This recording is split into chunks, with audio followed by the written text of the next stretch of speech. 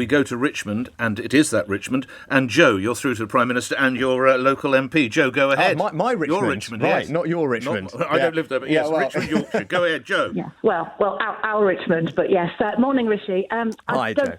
It's Joe Foster here, and I'm a small business owner. I've got 2 small businesses here in the beautiful Richmond, North Yorkshire. I don't suppose you've heard the news, but last week was a very sad one here. 4 of our very well-established small independent businesses announced that they're shutting their doors because keeping going is just no longer financially viable. And talking to other fellow small businesses, not just here, I mean, to be fair, around the country, many more are on the brink. And asked why, what people are saying, and they're saying it all over social media and in person, they're quoting your Tory policies as the reason why. Everything from increased taxes, soaring cost, impact of Brexit, difficulty finding staff, all combined with the fact that it was your government that crashed the economy and left people without any spare disposable income to spend. So, I mean, I know obviously we're here in a rural economy. It's a nightmare for anybody. But in rural economies and communities like ours, where small businesses are our lifeblood, I mean, it's really serious. So, my question to you is, what are you going to do about the fact that your Tory policies are causing small businesses to shut up shop? Thanks, Joe. Always lovely to hear from you.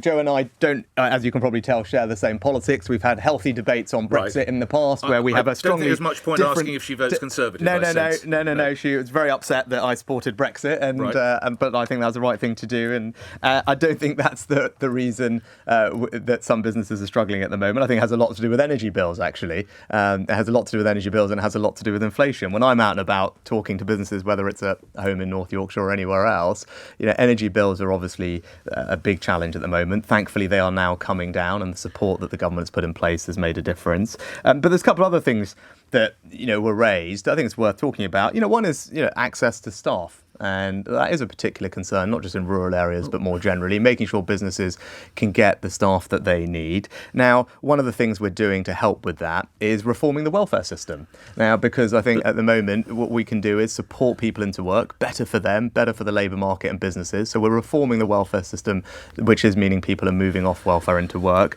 But also, but particularly not got customers.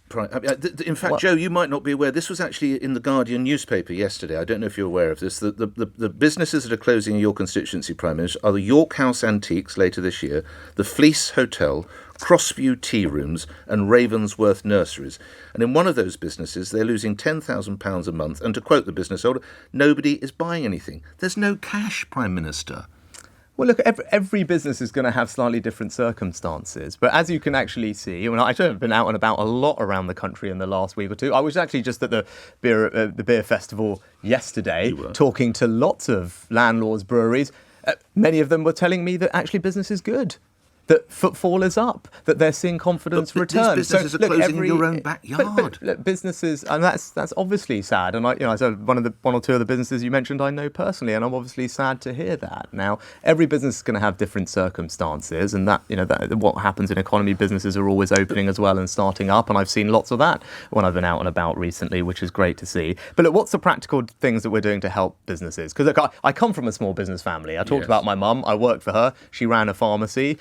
I did her books, right? That's what I did growing up. I did my mum's accounts, made sure we could meet payroll. We did that for years and years. So I grew up in a small business. I cleaned the shop at the weekend on Sundays. But that's not going to help the Fleece Hotel, the Ravensworth Nurseries. So let me tell you what we are doing. For both of those types of businesses, this year, there's a 75% reduction on their business rates bill. So if you talk to most small retailers, pubs, high street restaurants, cafes, tea rooms, etc., business rates are a thing that will constantly get raised. Because of the policies we've put in place, there's a 75% cut on their business rates bill this year. That's massive saving worth thousands of pounds for a typical small retailer, cafe or pub. We also, for small businesses, about 40% of them no longer pay any employer's national insurance.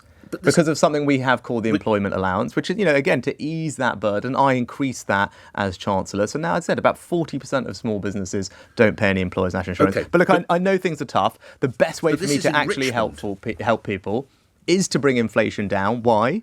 because it will ease the pressures on those businesses. But also, if we bring inflation down, people will have more money to spend. And you accept they haven't got money to spend now, as these people in these businesses in your constituency? Because of inflation. It's not just in my patch, it's across the country. But that Joe has referenced. Right. Okay. But if inflation is what is eating into people's pockets, it's into their pay packets, into their savings. That's why inflation is so bad, and we've got to root it out. And when we do, and when inflation comes back down, it will be completely transformative for how people feel about their situation and what they're spending their money on. And that's why it's so important that we get it down. It will have so many other benefits.